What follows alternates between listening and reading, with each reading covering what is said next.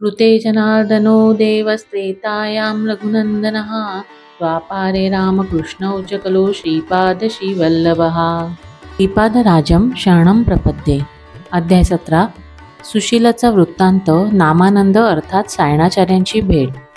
मी कुरुगुड्डला जात असताना मार्गात एक स्त्री केस मोकळे सोडून विचित्र हास्य करीत माझ्याजवळ येत असल्याचे दिसले। तिची मनस्थिती बरोबर नसल्याचे दिसत होते। ती माझ्याजवळ वेगाने येत असल्याने माझे हृदयाचे ठोके जोरात पडू लागले। माझे हात व पाय थरथर कापू लागले। 2 पुरुष हातात काठ्या घेऊन तिचा पाठलाग करीत येत होते। ती पळत आली आणि माझ्या पाया पडली व त्या 2 पुरुषांपासून रक्षण करण्याची विनंती केली। सर्व काही मला बुचकळ्यात टाकणारे होते। माझ्यासारखा अशक्त ब्राह्मण ज्याच्याकडे प्रवासभाडेसुद्धा नाही, तो परप्रांतात त्या परक्या व्यक्तीपासून त्या स्त्रीचे रक्षण कसे करू शकेल? मी स्वयंप्रेरणेने म्हणालो, हे माते, कोणतेही भय बाळगू नकोस। त्या गुंडांपासून श्रीपाद तुझे नक्कीच रक्षण करतील। तू निर्भयतेने उठून उभी राहा। तेथे आलेले अनोळखी पुरुष माझ्याकडे आश्चर्याने पाहत होते। शारीरिक क्षमतेबाबतीत त्यांच्याशी तुलना होऊ न शकणारी ही व्यक्ती आपल्याला केवळ गुंडच म्हणत नाही, तर प्रचंड आत्मविश्वासाने तिला वाचवण्याची खात्री देते, याचा त्यांना विस्मय वाटला। ते ताकीद देत म्हणाले, हे दुर्बल ब्राह्मणा, आम्हाला या दुःशीला स्त्रीला मारायचे आहे। तू तिचे रक्षण करू शकत नाहीस। तू आमच्या प्रयत्नात अडथळे आणल्यास तुला सुद्धा मारावे लागेल। तू बऱ्या बोलाने आमच्या मार्गातून दूर हो। जणू काही गुप्त शक्तीने माझ्यात प्रवेश केला असा अनुभव आला। प्रयत्न न करता व मनात विचार न येता माझ्या मुखातून शब्द उच्चारले गेले। माझ्या मुखातून बाहेर पडणारे शब्द मला धोकादायक बिकट परिस्थितीत ढकलू शकतील असे होते। तेव्हा मी म्हणालो, तुम्ही ब्राह्मण कुळात जन्म घेतला, पण काल रात्री तुम्ही निर्लज्जपणे गाय मारली। तुम्ही तिचे मांस खाल्ले, स्वस्त दारू पिली व क्रूर कर्मे करीत आहात। तुमच्यासारख्या लोकांना मला किंवा या निष्पाप स्त्रीला मारणे अवघड नाही। मी कशालाही तयार आहे। तुमच्यावर दया म्हणून हे सांगत आहे। या स्त्रीला मारल्यानंतर तुम्हाला महारोग होईल। महारोग कुष्ठरोगाने ग्रस्त असलेल्यांना असाधारण स्वरूपाच्या विषय सुखेच्छा असतात।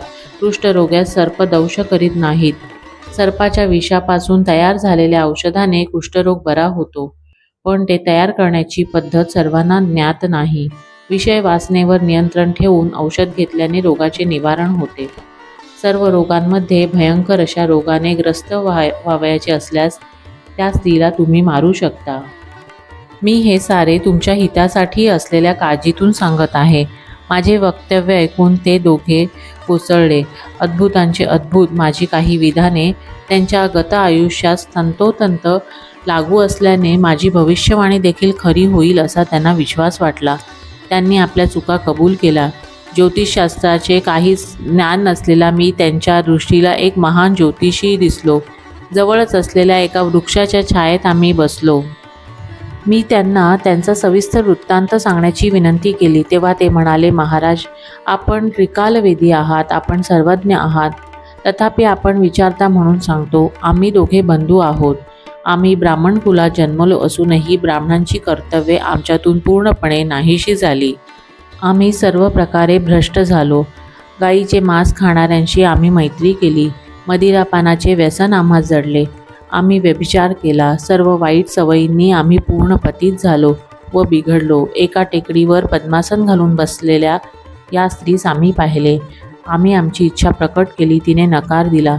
तिने आमची विषयवासना पूर्ण करण्यास नकार दिल्याने शारीरिक बळाने तिचा उपभोग घेण्याची आमची इच्छा होती, परंतु विचित्र गोष्ट अशी की ती आमच्या पकडीत येत होती आणि तत्काळ आमच्या हातून सुटत होती। आम्ही तिचा पाठलाग करीत होतो। आमच्या पूर्व पुण्याईमुळे आम्ही आपले दर्शन घेऊ शकलो। तेव्हा मी म्हणालो, काय चांगले काय वाईट आहे याचा निर्णय करणारी सत्सद विवेक बुद्धी परमात्म्याने आपल्याला दिली आहे। चांगल्या मार्गाने आपण गेल्यास चांगली फळे आपण मिळवू शकतो। वाईट मार्गाने गेल्यास आपण नेहमी वाईट फळे अनुभवावी लागतात। ही माता सदाचारी दिसते। तुम्हाला चुकीने ती दुराचारिणी वाटली, त्यापेक्षा अधिक म्हणजे तुम्ही तिच्याकडे अत्यंत वाईट भावनेने गेला होता। तुम्हाला पश्चाताप होतो आहे। तुमची पापे प्रभू क्षमा करतील किंवा नाही ते मला माहीत नाही, परंतु मी तुम्हाला एक शुभ वार्तांश देत आहे। ज्यांची त्रैलोक्य आराधना करते जे त्रिमूर्ती स्वरूप आहेत ते सांप्रत काळी श्रीपाद श्रीवल्लभ म्हणून मानव रूपात जगात संचार करीत आहेत. भयंकर पाप्यांचा उद्धार करण्यासाठी त्यांच्या दिव्य संपन्न चरण कमलाशिवाय अन्य कोणताही मार्ग नाही. त्यांच्या अनेक दिव्य लीला मी ऐकल्या आहेत. मी त्यांच्या कुरुगुड्डी या सध्याच्या वास्तव्यस्थळी चाललो आहे. हे माते, कृपया तुझ्याबद्दल सांग. नंतर तिने तिचे निवेदन सुरू केले. महोदय, आपण माझे या पाप्यांपासून रक्षण केलेत. आपण माझ्या पित्यासमान आहात. मी एका विख्यात ब्राह्मण कुलात जन्मले. अगदी लहान वयातच माझा विवाह झाला. माझे दुर्भाग्य मी कसे सांगू. माझे पती षंड होते. दर क्षणी ते मला त्रास द्यायचे. माझ्या तारुण्य सुलभ इच्छांचा बळी देऊन मी पतीची देव मानून सेवा करीत असे. माझे पती दुसऱ्याला क्रूरतेने वागवून आनंद घेणारे होते. सतत माझे अन्य पुरुषांशी विवाहबाह्य संबंध आहेत असे ते म्हणत. मी मांगल्याचे लेणे, फुले गजरे घातले तर म्हणायचे प्रियकरांची वाट पाहत आहे. सर्व अलंकार टाकून दिले तर म्हणत की विधवेसारखी का दिसतेस. मी घरातील इतर मुलांशी खेळले तर ते म्हणत की ही मनात दुःख करते की मला संतान नाही. मी व्यवस्थित जेवले तर ते आरोप करायचे अधाशासारखे खाऊन पैसे वाया घालविते. कमी जेवले तर म्हणत की शेजाऱ्यांना दाखविते की सासरी जेवणही धड मिळत नाही. उपवास केला तर पती म्हणत त्यांच्यापासून सुटका मिळविण्यासाठी गुपचूप मंत्राधिष्ठित देवतेला प्रसन्न करण्यासाठी उपवास करते. माझ्या पतीने अशा विखारी शब्दांनी माझ्या मनाला कितीही त्रास दिला तरी माझे सासू सासरे तसेच घरातील वडीलधारी माणसे माझ्या पतीच्या विरोधात एक अक्षरही बोलत नसत.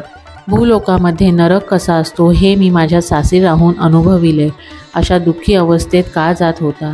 ती पुढे सांगू लागली. दरम्यानच्या काळात आमच्या गावात मंत्रतंत्रशास्त्रातील एक तज्ज्ञ आले. ज्योतिषशास्त्राची महाविद्वत्ता त्यांच्याकडे असल्याचा प्रचार झाला होता. त्याला माझ्या सासू सासऱ्यांनी आमच्या घरी आमंत्रित केले. त्याने काही आकडेमोड केली व चित्रविचित्र विधी केले आणि म्हणाला, ही स्त्री दुर्दैवी असून हिच्या पत्रिकेत अनेक अमंगल योग आहेत आणि त्यांच्या दुष्प्रभावामुळेच तिचा पती नपुंसक झाला. तिला घरातून बाहेर काढल्यावर त्याचे सारे ग्रहदोष नाहीसे होतील. मंत्रतंत्राचे उपाय केल्यावर व विधी केल्यावर फायदा होईल व तिच्या पतीला पुरुषत्व पुन्हा प्राप्त होईल. नंतर त्याचा दुसरा विवाह केल्यास त्याला संतती प्राप्त होईल. ती निराधार स्त्री पुढे म्हणाली, माझे पती, सासू सासरे व घरातील सर्व मंडळींनी मला घरातून निष्ठुरपणे घालवून दिले. दुसरा कोणताच पर्याय नसल्याने मी पायी माहेरी जाण्यास कमीत कमी तो तरी आधार होता म्हणून निघाले.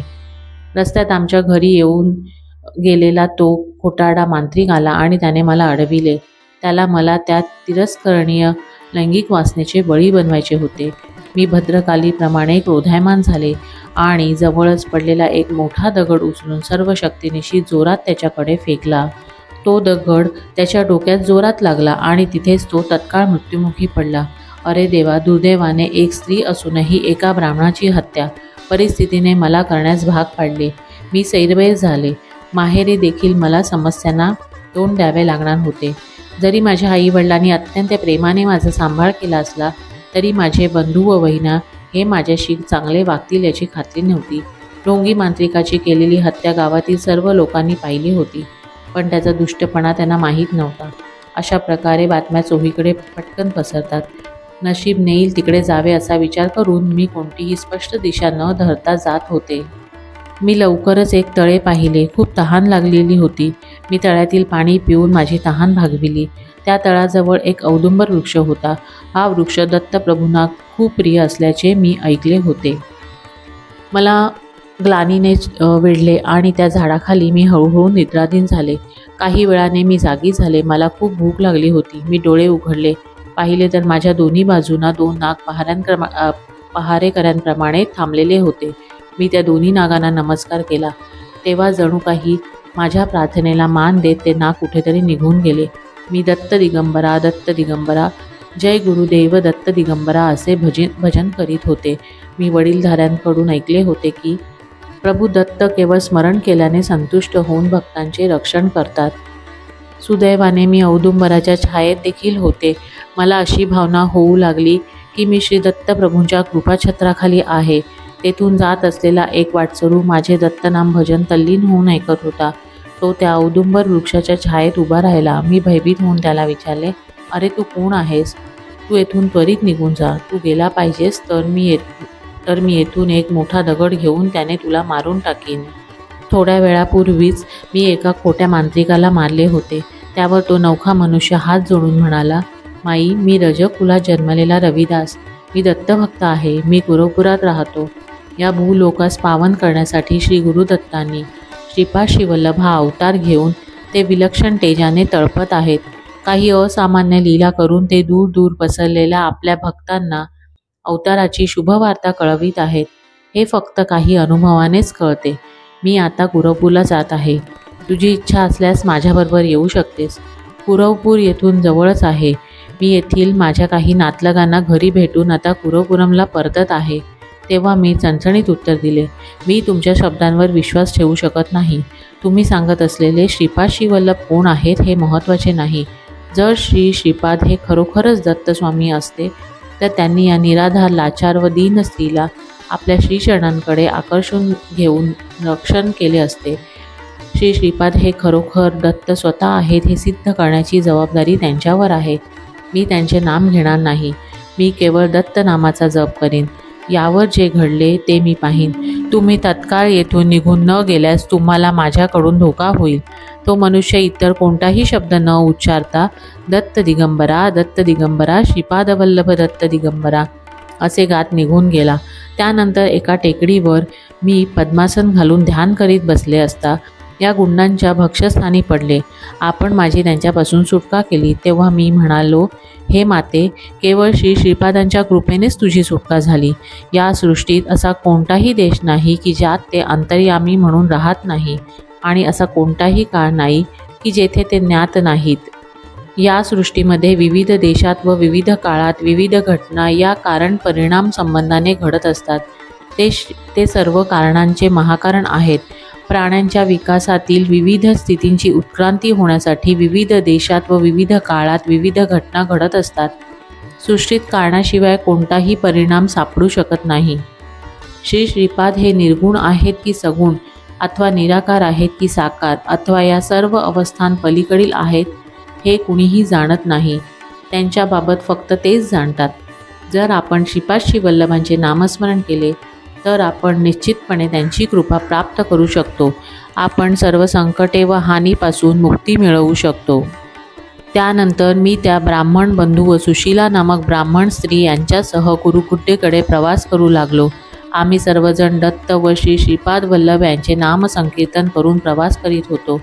बघ्यांना आम्ही भजनी मंडळासारखे दिसत होतो.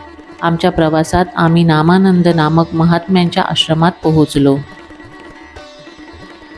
श्रीपाद दत्तांचा चांडाळ रूपात नामानंद यांना अनुग्रह. श्री नामानंद हे त्रिकालवेदी म्हणजे भूत, वर्तमान, भविष्याचे ज्ञाते होते असे आम्हा समजले. त्यांनी मनपूर्वक आम्हाला आमंत्रित केले. श्री नामानंद सांगू लागले, माझ्या वडिलांचे नाव मायनाचार्युलू होते आणि माझे नाव सायणाचार्युलू आहे. आमचे गोत्र भारद्वाज आहे. आम्ही श्री वैष्णव आहोत. मी संन्यास दीक्षा घेतल्यावर मला नामानंद म्हणू लागले. मी तीव्र वैराग्य धारण करून उत्तरेकडील सर्व पुण्यक्षेत्रे आणि सिद्धी तीर्थांच्या यात्रा केल्या. माझा उद्धार करू शकणाऱ्या सद्गुरूंच्या शोधात मी मार्गावरील पिटिकापुरम येथे आलो. आम्ही श्री वैष्णव असल्याने आम्हा शिव आराधना स्वीकारार्ह नाही. आमचे सोवळे व आचार कडक असतात. कुंती माधवाचे दर्शन घेऊन बाहेर येत असताना एक चांडाळ भेटला. चांडाळाचे दर्शन असह्य होते. यात भर म्हणजे तो माझ्याजवळ येऊन गरजला, नामानंदा, मला गुरुदक्षिणा दे, मगच येथून जा. मी आश्चर्याने दिग्मूढ झालो. गावामधील चव्हाट्यावर सर्व लोक हा विचित्र प्रकार पाहत होते. लोकांना वाटले की एक चांडाळ एका कर्मठ वैष्णव ब्राह्मणाकडून ओरडून गुरुदक्षिणा मागत आहे. ही कलियुगाची विकृतीपैकी एक आहे. इतर काहींना वाटले की तो चांडाळ मदिरापान करून उच्चकुलीन वैष्णवास घाबरवीत आहे. नंतर मी म्हणालो, मी तुला ओळखीत नाही. त्यातही मी एक वैष्णव ब्राह्मण आहे आणि तू चांडाळ आहेस. माझे नावसुद्धा नामानंद नाही. तू मला बळजबरीने दक्षिणा मागणे योग्य वाटत नाही. मी यापेक्षा जास्त बोलू शकले नाही. त्याचे डोळे जळत्या प्रवाळाप्रमाणे लाल होते. त्याचा भयंकर आविर्भाव कोणासही भय वाटावे असा होता. माझ्या शांतीपर शब्दांना मान्य न करता तो करारीपणे ठासून म्हणाला, तू मला ओळखीत नाहीस असे खोटे बोलत आहेस. वेड्या श्वानासारखा भटकत तू सर्व प्रकारच्या गोत्रांच्या लोकांना तुझा उद्धार करतील असे सद्गुरू कोठे भेटतील.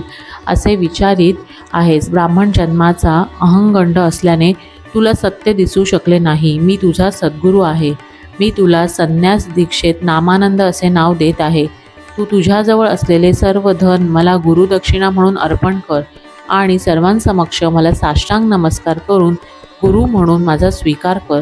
तू जर असे केले तर ठीक आहे, जर केले नाहीस तर मी तुझ्या शरीराचे या चाकूने तुकडे करून मांसाचे ढीग लावीन.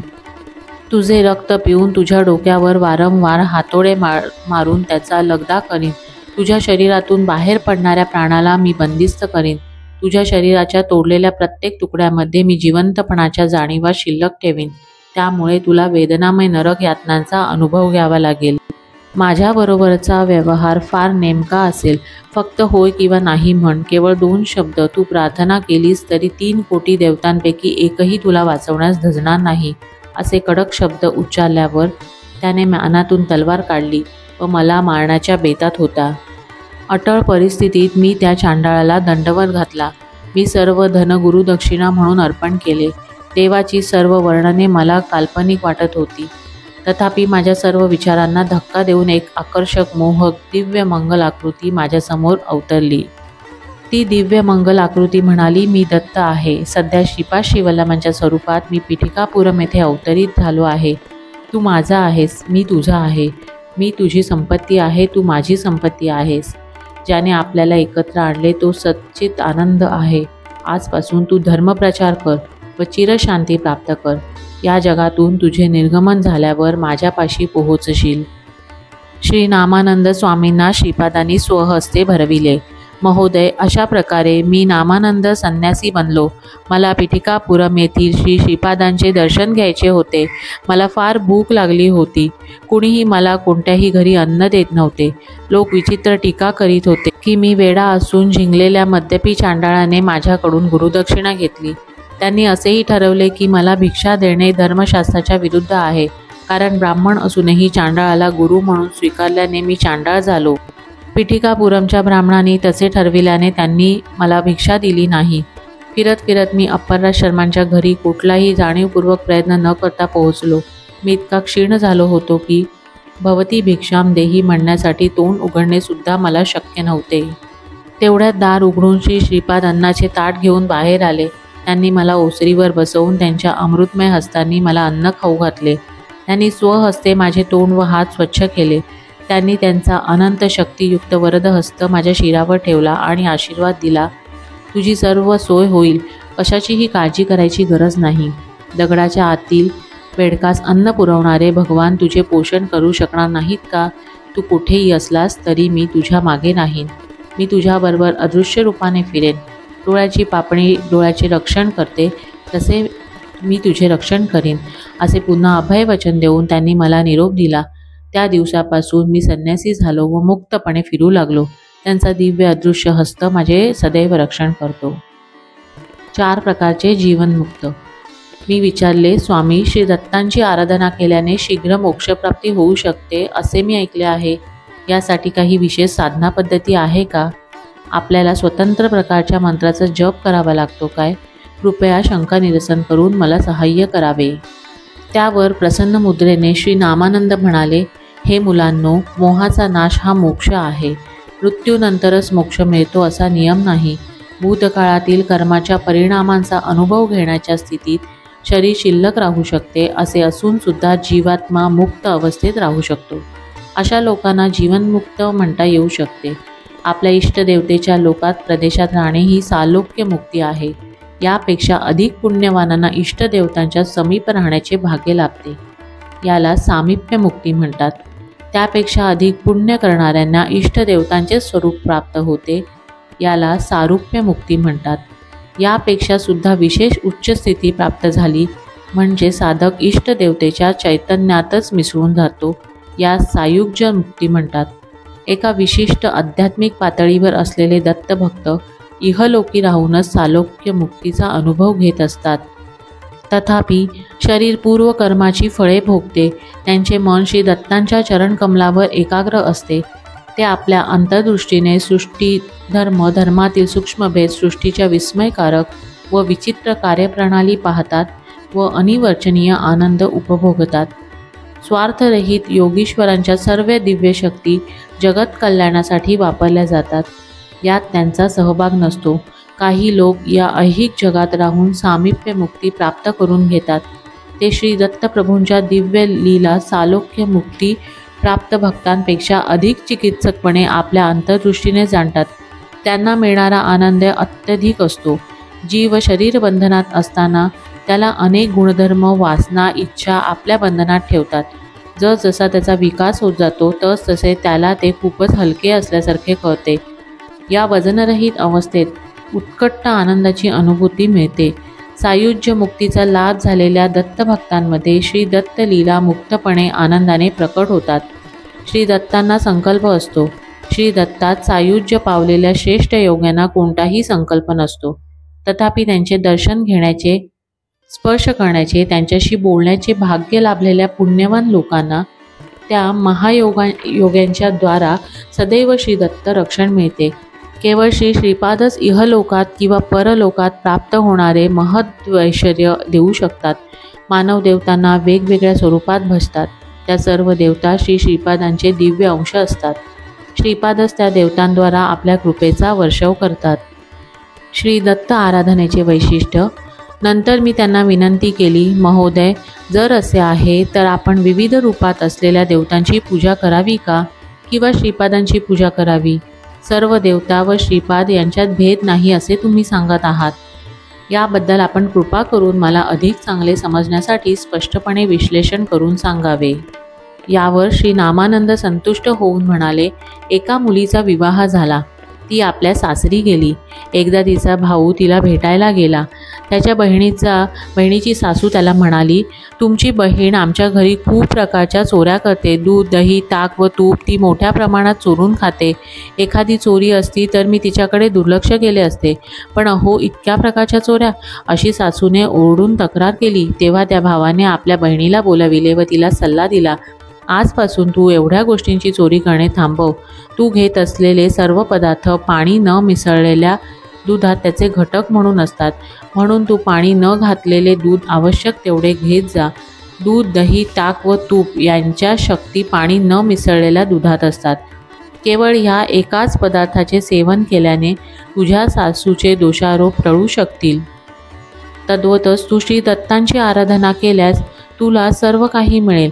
लोक वेगवेगळ्या रुचींचे असल्याने ते वेगवेगळ्या दैवतांची पूजा करतात. शिवांची पूजा केल्याने विष्णू दर्शन देणार नाहीत, विष्णूंची पूजा केल्याने शिव दर्शन देणार नाहीत. दोघांची कृपा सारखीच असू शकते. भक्तांचे रक्षणसुद्धा सारखेच राहील. सगुण आणि साकार देवांची भक्ती कर्म केल्याने भक्तांच्या कर्माप्रमाणे फळ मिळावयास पाहिजे, नाही का? अनेक जन्मातील केलेली पापराशी क्षीण होते आणि ठळकपणे पुण्यफळ जमा झाले असेल तेव्हा श्री दत्त भक्ती उदय पावते. म्हणून दत्त भक्तांना काही अशक्य नसते. विधात्याने लिहिलेला लेख बदलण्याची शक्ती देवतांमध्ये कुणाजवळही नाही. तथापि श्री दत्त आपल्या भक्तांचे दुःख निवारण्यासाठी ब्रह्मदेवास भक्तांच्या कपाळावरील लेख पुसण्यास व नवीन प्रारब्ध लिहिण्यास आदेश देऊ शकतात. जीवांच्या शारीरिक, मानसिक व आध्यात्मिक स्थितीला श्री विष्णू कारणीभूत असतात.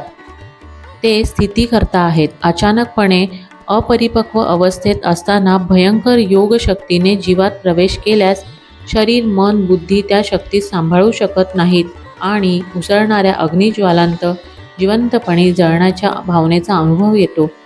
जीवाचा जीवन प्रवास योगमार्गाने चालावा व तो कर्मानुसार योग्य अवस्थेत असावा, यासाठी विष्णू जीवाला सहाय्य करतात.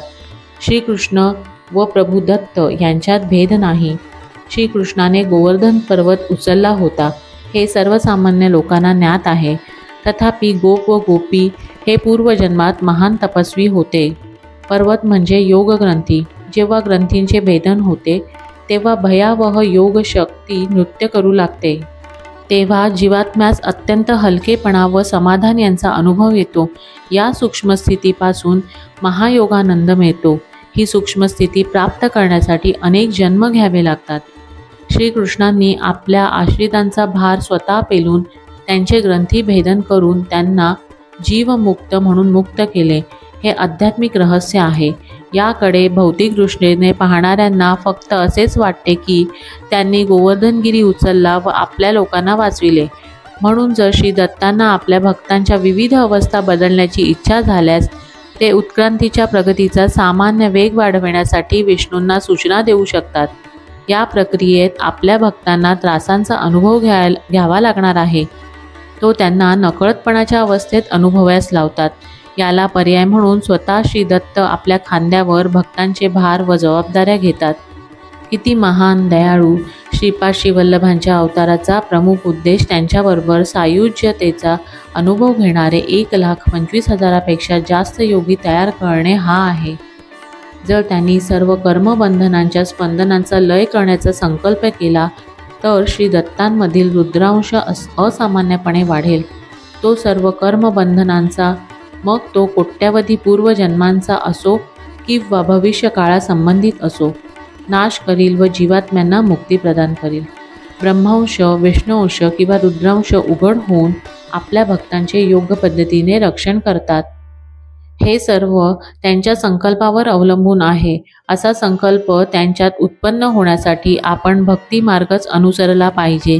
एकदा पिठिकापुरममध्ये श्री श्रीपादांचा एक आश्रित घोड्यावर स्वार होत असताना त्याला घोड्याने खाली फेकले, तुडविले आणि जखमी केले. जेव्हा श्री श्रीपादांनी त्यांच्याकडे आपला अभयहस्त दर्शविला तेव्हा एका क्षणात त्या सर्व जखमा नाहीशा झाल्यात. श्रीपादांवर यत्किंचितही श्रद्धा नसणाऱ्या एका भक्ताला कल्पना नसताना 100 वराहांनी युक्त एक खंडा प्राप्त झाला. श्री व्यंकटप्रिया श्रेष्ठींनी श्री श्रीपादांना या विसंगतीचे विवरण विचारले तेव्हा श्री श्रीपादांनी विवरण केले, आज माझ्या एका भक्ताचा मृत्यूदिन आहे, पण मी त्याचे आयुष्य आणखी 20 वर्षांनी वाढविले. त्याच्या एकनिष्ठ भक्तीचे बक्षीस म्हणून मी हा निर्णय घेतला. ज्याला 100 नाणी मिळाली त्याचा प्रचंड धनसंपदा मिळण्याचा दिवस होता, पण त्याच्यात भक्तीचा लवलेश नसल्याने व तो भक्तांचा उपहास करीत असल्याने मी त्याच्या धनसंपत्ती लाभाच्या महान योगाचा 100 नाण्यांपर्यंत संकोच केला. मी माझ्या भक्तांच्या दासांचा दास आहे. जो मला आपल्या हृदयात बंदिस्त करतो तो खरा प्रभू असतो. त्रैलोक्य राणा परमेश्वर देखील दास म्हणून त्याची सेवा करतो. अशा प्रकारे त्यांनी या छान बाबी व संदेश यांचे विवरण सांगितले. जेव्हा श्री नामानंदांनी असे सांगितले तेव्हा आम्हा सर्वांना अत्यंत आनंद झाला. त्या ब्राह्मण बंधूंनी त्यांच्या पापकर्मासाठी प्रायश्चित्त सांगण्याची श्री नामानंदांना विनंती केली. तेव्हा श्री नामानंद म्हणाले, तुम्ही एक भुक्त राहून मंडल दीक्षा आचरण करा, कष्ट करून धनार्जन करा, ते धन खर्चून सद्ब्राह्मणांना अन्नदान करा, तेव्हा पाप कमी होईल. पाप कमी झाल्याची खूण म्हणून श्री श्रीपादांचे प्रत्यक्ष अथवा स्वप्नामध्ये दर्शन होईल. मंडल दीक्षेनंतर सुद्धा तुम्ही सदाचाराने राहिले पाहिजे. जर तुम्ही अकस्मात पूर्वीच्या सवयींचे दास झालात तर तुम्हाला श्री श्रीपादांकडून अधिक शिक्षा मिळेल हे नक्की. नघासहित दत्तात्रेयांची आराधना अतिशय पवित्र असते. त्या सुशीला नावाच्या ब्राह्मण स्त्रीने श्री नामानंदांना संकटाच्या निवारणाच्या मार्गाबाबत तिला सांगण्याची विनंती केली. त्यावर प्रसन्न होऊन श्री नामानंदांनी सांगितले, आत्मा हा निरंतर असतो. मन एका क्षणात कोट्यावधी वेळा मृत्यू पाहून पुन्हा जन्म घेते. समागमाच्या दरम्यान जोडप्यातील दोघांना किंवा एकाला आपले चैतन्य सजीव आणि निर्जीव अवस्थेत अडकल्याचा अनुभव येतो. तेव्हा जन्मणारे अपत्य नपुंसक होते. सुखी वैवाहिक जीवन नष्ट करणारा मनुष्य त्या महापापामुळे षंड होतो. षंडाचे आयुष्य नरकासमान असते. नपुंसकत्व किंवा नपुंसकाची पत्नी होण्याच्या कारणांपैकी काही कारणे पुढीलप्रमाणे आहेत. प्रेमळ जोडप्यास विभक्त करणे, सुनेला उर्मटपणे अनेक प्रकारे छळणे, बालके व स्त्रियांची क्रूरपणे हत्या करणे, निराधार व असहाय्य यांना क्रूरतेने वागवणे ही ती कारणे आहेत. पुरुषाला एका स्त्रीपासून 10 अपत्ये जन्माला घालण्याचा हक्क आहे. त्या स्त्रीपासून 10 पेक्षा अधिक संतती होणे हे धर्मविरुद्ध आहे. 10 अपत्यांच्या जन्मानंतर त्या स्त्रीस मातेसमान वागविले पाहिजे. माते, तुझ्या पतीचे नपुंसकत्व नष्ट होऊन पुन्हा पुरुषत्व प्राप्त होण्यासाठी आणि अनुकूल वैवाहिक जीवनाची सर्व सुखे प्राप्त होण्यासाठी अनघा व्रत कर आणि श्री दत्तात्रेयांना अनघा देवी समवेत प्रसन्न कर. श्री दत्त नक्कीच तुझ्यावर अनुग्रह करतील. श्री श्रीपादांची आराधना करणाऱ्यांवर ऐहिक व परलौकिक सौख्याचा भरपूर वर्षाव होईल. श्री बापनार्यांना त्यांच्या नातवाचे प्रत्यक्ष श्री दत्तात्रेय रूपात दर्शन घडले व त्यांनी सिद्धमंगल स्तोत्राचे गायन केले. प्रत्यक्ष दत्तांच्या दर्शनाच्या उन्नत अनुभूतीतून उच्चारलेल्या या स्तोत्रातील शब्द अत्यंत सामर्थ्यशाली आहेत. प्रत्येक शब्दामधील जिवंत चैतन्य हे युगानुयुगे विलसत आहे. व्याकरण दोष शोधू नये. या सिद्धमंगल स्तोत्राचे पठण करण्यासाठी कोणतीही बंधने व नियमने नाहीत. मला हे पवित्र स्तोत्र श्री बापनार्यांच्या मुखातून ऐकण्याचे भाग्य लाभले. हे स्तोत्र माझ्या मनात विहरत आहे, ते लक्षपूर्वक ऐक. सिद्धमंगल स्तोत्र. श्रीमदनंद श्री विभूषित अप्पल लक्ष्मी नरसिंहराजा जय विजयी भव दिग्विजयी भव श्रीमदखंड श्री विजयी भव. श्री विद्याधरी राधा सुरेखा श्री राखीधर श्रीपादा जय विजयी भव दिग्विजयी भव श्रीमदखंड श्री विजयी भव. माता सुमती वात्सल्यामृत परिपोषित जय श्रीपादा जय विजयी भव दिग्विजयी भव श्रीमदखंड श्री विजयी भव. सत्य ऋषीश्वर दुहितानंदन बापनार्यनुत श्रीचरणा जय विजयी भव दिग्विजयी भव श्रीमदखंड श्री विजयी भव. सवितृकटक चयन पुण्यफल भरद्वाज ऋषि गोत्र संभवा जय विजयी भव दिग्विजयी भव श्रीमदखंड श्री विजयी भव. दो चौपाती देव लक्ष्मी गण संख्या बोधित श्रीचरणा जय विजयी भव दिग्विजयी भव श्रीमदखंड श्री विजयी भव. पुण्यरूपिणी राजमांबसुत गर्भ पुण्यफल संजाता जय विजयी भव दिग्विजयी भव श्रीमदखंड श्री विजयी भव. सुमती नंदन नरहरि नंदन दत्तदेव प्रभु श्रीपादा जय विजयी भव दिग्विजयी भव श्रीमदखंड श्री विजयी भव. पिटिकापुर नित्यविहारा मधुमती दत्ता मंगलरूपा जय विजयी भव दिग्विजयी भव श्रीमदखंड श्री विजयी भव. सुशीला नामक ब्राह्मण स्त्रीला हे अमृतमय शब्द त्यांनी वर्णन करून सांगितले. प्रियजन हो, या परमपवित्र सिद्धमंगल स्तोत्राचे पठण केल्यास अनघाष्टमीचे व्रत करून सहस्त्र सद्ब्राह्मण जेऊ घातल्याचे पुण्य प्राप्त होते. मंडल दीक्षेचे अनुसरण करून एकभुक्त राहून शारीरिक परिश्रम करून त्या कष्टाने मिळविलेल्या पैशातून 1,000 सच्शील ब्राह्मणांना भोजन घालण्याचे फळ मिळते. या स्तोत्राचे पठण पात्र लोकांकडून होईल. याच्या वाचनाने सिद्ध पुरुषांचे दर्शन होते व त्यांचा स्पर्शही अनुभवता येऊ शकतो. मनाच्या सर्व कामना पूर्ण होतात. जे भक्त पवित्र मन, वाणी आणि कर्माने श्री दत्तांची आराधना करतात त्यांना हे स्तोत्र वाचतात श्रीपाद वल्लभांचे कृपा आशीर्वाद प्राप्त होतात. जिथे जिथे या स्तोत्राचे पठण होते तिथे तिथे सूक्ष्म वायुमंडलातील सिद्ध अदृश्य रूपाने संचार करतात. श्री श्रीपादांच्या कृपेने षंढत्वाचा नाश. श्री नामानंदांच्या मुखातील अमृतमय शब्द ऐकताच माझ्या मनात एक विचार डोकावला.